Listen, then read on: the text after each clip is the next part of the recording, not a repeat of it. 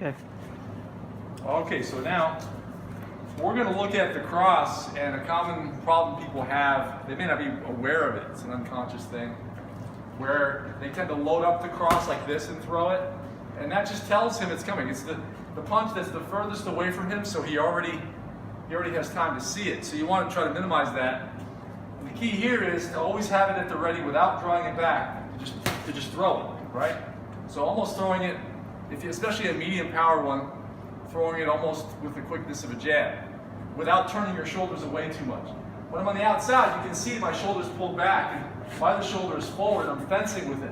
And you can sort of conceal that on entry to set up your cross, but by itself, it sort of reveals itself. So what I want to do is this, or two things.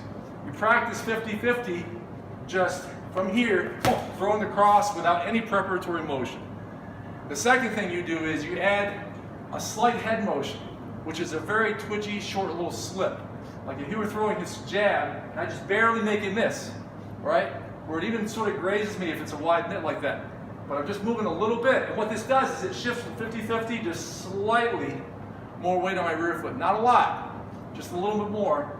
Now that loads up my cross, and then I don't load it up by pulling it back. It's already set to throw. It's just a little head movement here, and then I come right back with a quick cross. So it's a good habit.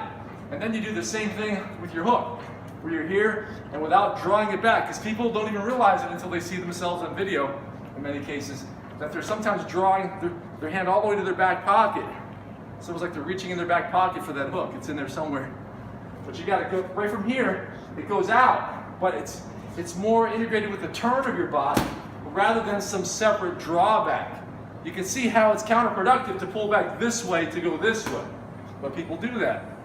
So what you want to do is make every motion contributory to the hook itself, and same with the cross. You wouldn't want to pull back in the opposite direction to throw it, because when he sees that, he moves and then you miss. And when you throw a big punch and miss, well, you miss big too. So from here again, if you want to move around here, and you can see it from this angle. Just from here now, you can see when he throws his jab, I just move my head a little bit. My hand is already set to throw. He pulls it back and it's boom, right there. All right, and then I'll throw a combination. You practice it by itself. You can do it shadow boxing in front of the mirror, but then you practice it with the combos. So he's there and throw. Yeah, that's okay. Let me go ahead and advance. And so from here, he throws the jab, and I barely move a little bit, and I'm using this motion to load up my cross without revealing that to him. And then I just come in, shoot. All right, keeping each punch short, being aware of all these superfluous little motions that I'm adding in that tip off the opponent. In many cases, if you're sparring with people and they're making certain punches miss, it's because without realizing it, you're showing them what you're about to throw. So the better you conceal it, the better you'll land those punches. And in some cases, it means this too. It means settling for slightly less power so that it lands, right? Because what you do is in the long run, in the beginning, you think that power is drawing it back and throwing it in a big wind-up. And it is true, at the very end of it, you'll have power.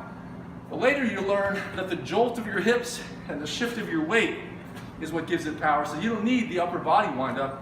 It comes right from there, okay? So you can pop it. And same thing with your hook. There's no wind-up. You can short and tight without pulling it back. He doesn't see it, and it has a better chance of landing. So now look at it again. He throws his jab, just a little motion, 2, 3, 2. He throws his cross, little motion, 3, 2, 3. And what I'm doing now is I'm conscious of not giving extra motions, and I'll even ask my feeder what he sees. Just like I'd ask a sparring partner, what did you see? Were you able to see me load up my cross? That's valuable information. Find out what the other person sees, and maybe more importantly, what they don't see, once you get better at economizing your motion.